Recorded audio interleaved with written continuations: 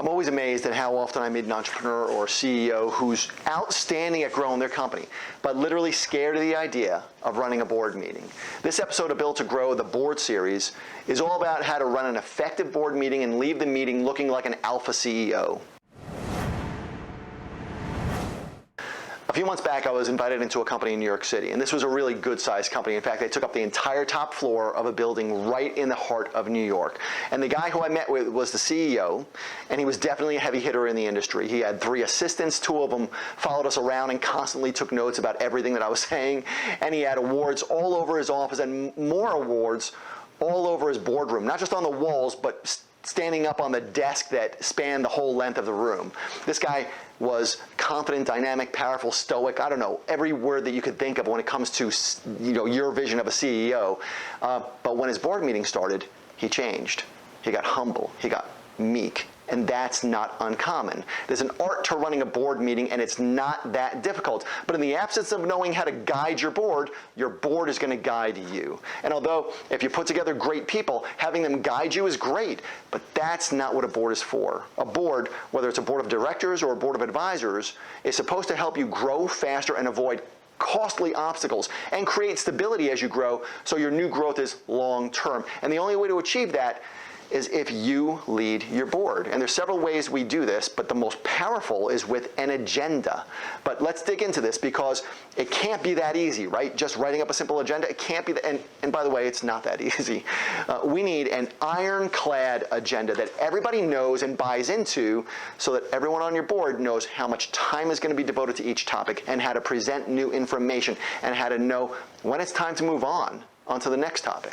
And just as important, they need to see that agenda at least a week in advance so they have time to put together all the material and make a list of any contacts that they should bring to make you more successful after that meeting than you were before that meeting started. And they should get that agenda again, not just a week or so in advance, but again 2 days before the meeting starts so it's fresh in their mind. And then 24 hours before the meeting, they should get information about where that meeting is and when the meeting is going to be held. And the day of the meeting, they should get the location and the time again. And if you do that, here's what's going to happen. First, you, as the CEO or the person who's running it, is going to fill out the agenda with everything that you need to cover in that meeting. And you'll be clear on what the best value you want to get out of that meeting is. In my company, we do this digitally so that everyone on a board can add things to the agenda days before we even start the meeting. And we have rules for what can be added and what can't be added so that the most value and the least distractions happen during each meeting. Second, people will not miss the meeting or be late because they're getting alerts on a regular basis and they're motivated to be there on time because they want to participate in the meeting because they had part in creating the agenda. And in our meetings, we have an assistant who confirms that every board member has everything they need before the meeting begins. And that's done the old-fashioned way, right? It's done via phone call because that works best. And we start each meeting with a review of the agenda, right? I take this out and I review the agenda so that it is front of mind for everybody there, including me. And that meeting is run by the agenda and it's smooth every single time. And the only distractions are if we have a meal brought in and we take a break to eat. But even that's not a distraction because breaking to eat is already on the agenda. And we never eat during a meeting. We take a break and then we eat and then we pick up where we left off. Now, I would never run a board meeting or any meeting without an agenda, a clear agenda, without everybody knowing in advance what to expect and when to expect it and how to come prepared so that we all get the most value. And we walk away with exactly what we need to be more effective leaders after that meeting. So a sample board meeting template might include things like, well, who's attending, right? We want a list of everybody who's attending. We want to know exactly what topics will be covered. And next to each topic, usually we have a timestamp and a list of what kind of information I would like the board to bring. For example, one of our topics in yesterday's board meeting was acquisitions. And what I was looking for are companies that meet a very, very specific criteria that my company can potentially acquire before the end of this year, because we did some projections last month and we know we're going to need an additional investment for two reasons, really. One, because we have revenue coming in that needs to be used to grow the company, or it's going to be a massive tax burden for us if we don't do this. And the other reason is because strategic acquisitions is a simple way for us to scale if you know how to do it right, and we happen to be very, very good at that. So that topic was clear on the agenda, and I asked everyone to reach out to their contacts and bring any leads that they have for potential acquisitions that fit that criteria.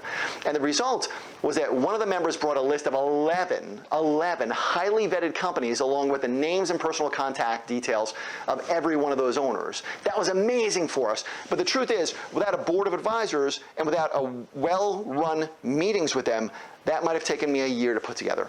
And maybe I might not have even been able to do that in that year, because to be honest, acquisitions is not something I focus on that much. That's just one of the many things that I focus on in business. And without a clear agenda, like we just discussed, that was sent out in advance, here's how that conversation might have gone. Hey everybody, I would like to go over acquisitions as part of the meeting today. So does anybody know any companies off the top of your head that maybe we could buy or acquire before the end of the year? You already know my company, so you know the kind of things that we might want in a company that we buy. Anybody have any ideas? Anything? You know, the room would have been silent. And that one member who had all those contacts would have gone back to his office after that meeting was all over with, and he probably would have gotten distracted with all of his own company needs. And I might have gotten, maybe, if I was lucky, I might have gotten a quick email later on that week with one or two ideas from him on it. But that's not how it happened. He came prepared. Now, running a board meeting is simple. Let everybody know in advance how to bring the most value, right? Let them know. Let them look like rock stars by letting them know in advance what I need. And then remind them several times so they show up prepared, and then run your meeting by a well-planned agenda. Now, this board series of Build to Grow is all about how to build and leverage and motivate a board, and I hope you're getting value from it. In fact, tell me below what you like about it so far, and what you don't like, and what you would like covered in the next episode. Also, make sure to subscribe and hit the bell notification so you don't miss out on the next video. No matter what stage of growth you're at, we all need an unbiased review of what's working and also what might not be working anymore in our business. Because the greatest cause of stagnation in any company, the reason most companies hit plateaus in their growth, is because they fail to see the roadblocks that stop momentum in its tracks.